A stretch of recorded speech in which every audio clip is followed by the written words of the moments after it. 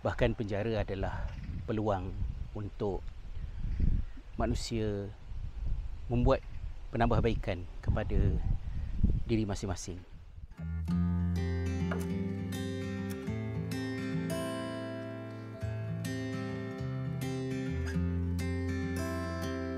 Hari ini adalah merupakan hari yang bersejarah untuk negara kita apabila Mahkamah Persekutuan mengekalkan keputusan bersalah ke atas bekas Perdana Menteri kita Datuk Seri Najib Razak selepas rayuan dibuat terhadap keputusan yang telah diputuskan beberapa tahun yang lalu berkenaan dengan dana SRC yang merupakan satu daripada beberapa kes lain yang masih lagi dibicarakan di bawah isu 1MDB. Kenapa saya katakan bersejarah? Kerana kita sudah berhadapan dengan pelbagai insiden yang menjadikan maruah negara kita tercela, terutamanya bagi kami yang tinggal di perantauan. Apabila kita berbual dengan rakan-rakan, kita tidak dapat lari daripada pertanyaan demi pertanyaan, dan sesebuah negara itu tidaklah kita berasa aib jika ekonominya mengalami kemerosotan dan yang seumpama dengannya, tetapi kita akan berasa malu apabila berlaku korupsi besar-besaran dan sistem yang ada pula gagal untuk menegakkan keadilan seperti yang berlaku di setengah negara. Kejahatan menghantar manusia ke penjara, tetapi penjara itu sendiri bukanlah kejahatan. Bahkan penjara adalah peluang yang membolehkan seseorang untuk memperbaiki dirinya. Jadi keputusan ini penting kerana dia dapat memulihkan maruah negara kita bahawa tidak ada sesiapa pun yang boleh berada mengatasi undang-undang. Saya doakan semoga Datuk Seri Najib Razak dapat kebaikan untuk dirinya dan keluarganya ketika berada di dalam tahanan, dan keputusan itu juga menjadi kebaikan untuk rakyat Malaysia. Semenjak daripada 10 tahun ini negara kita melihat keadaan yang membimbangkan, dan kebimbangan itu kita bukan hanya melihat dari segi angka-angka tentang inflasi, indeks kemajuan, kemerosotan ekonomi negara, tetapi kebimbangan kita adalah berkaitan dengan integriti, tingkah laku, akhlak, moral masyarakat kita, termasuk daripada segi bangsa dan agama. Apa yang menjadi kebimbangan utama saya dalam beberapa tahun ini berkaitan dengan kes perbicaraan Datuk Seri Najib Razak ini adalah merujuk kepada soal salah guna agama dan sentimen perkauman untuk menyelamatkan diri. Sumpah laknat yang dilakukan berkali-kali membelakangi apa yang diputuskan oleh mahkamah, dan of course bukan Datuk Seri Najib seorang saja, ada lagi beberapa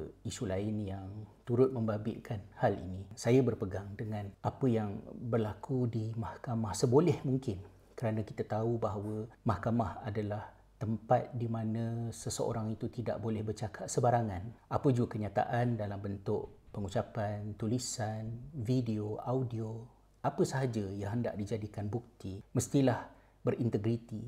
Apa-apa yang bersifat dengar-dengar cakap, hearsay, rumours, tuduhan yang tidak boleh diperiksa dan dibuktikan, tidak diizinkan untuk diambil kira dalam perbicaraan. Itu sangat penting, terutamanya di zaman macam sekarang lah. Jadi bila mahkamah telah memutuskan beliau bersalah beberapa tahun yang lalu, itulah yang kita pegang. Yang lebih menjadi kebimbangan kita ialah semenjak daripada keputusan berkenaan, agama dan sentimen perkauman itu dimanipulasi, bergantung daripada sisi mana kita nak pandang. Dimanipulasi dan dia memberikan gambaran seolah-olah agama dan isu bangsa perkauman ini menjadi alat untuk melepaskan diri daripada kesan perbuatan, consequences of one's action. Dan itu bukan hanya memalukan kita dan agama kita dari kacamata orang lain, tetapi dia juga tidak sihat untuk diri kita sendiri. Kita tidak lupa kepada hadis Nabi SAW di dalam Sahih Al-Bukhari, kata baginda, innama ahlakal ladzina qablakum annahum kanu idza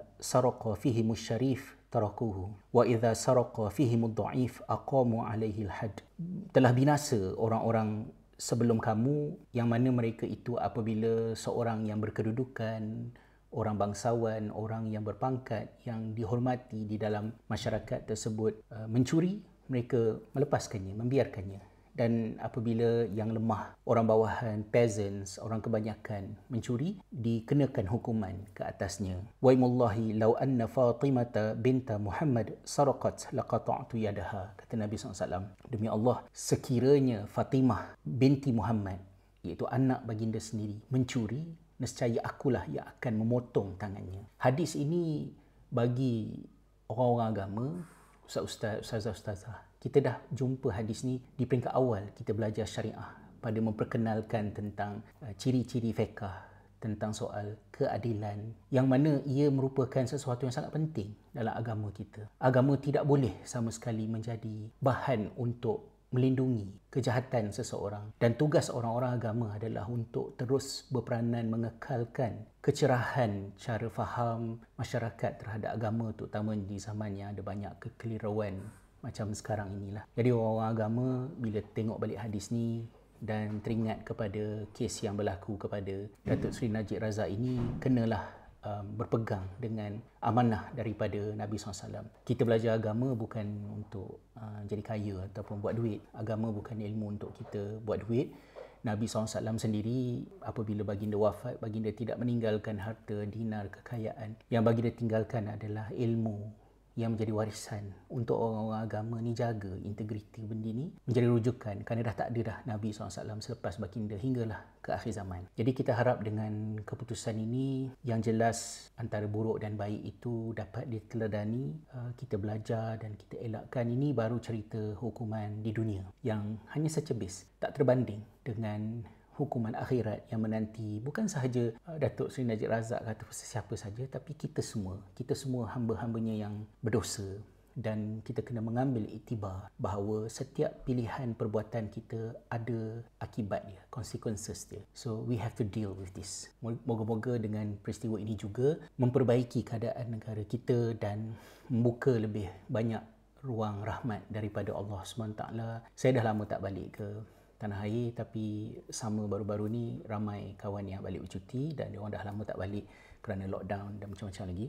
Jadi sebahagian mereka bercerita bagaimana mereka rasa sangat berbeza keadaan di Malaysia sekarang ini, semacam ada rasa tidak tenteram dalam jiwa mungkin kawan-kawan, keluarga yang mereka temui. There's like something wrong dekat negara kita yang menjejaskan kesihatan mental, orang mudah nak marah, trigger, sikit-sikit nak gaduh, semua benda nak balah, nak berdebat dan macam-macam lagi. Jadi ambillah iktibar daripada perkara ini dan hendaklah kita utamakan kebaikan ramai berbanding dengan memenangkan individu, tokoh, kelompok, dan berusahalah untuk menegakkan keadilan, menjauhi kezaliman. Allah mengharamkan kezaliman ke atas dirinya dan Allah juga memerintahkan kepada kita untuk tidak menganiaya dan menzalimi di antara satu sama lain. Wallahu a'lam.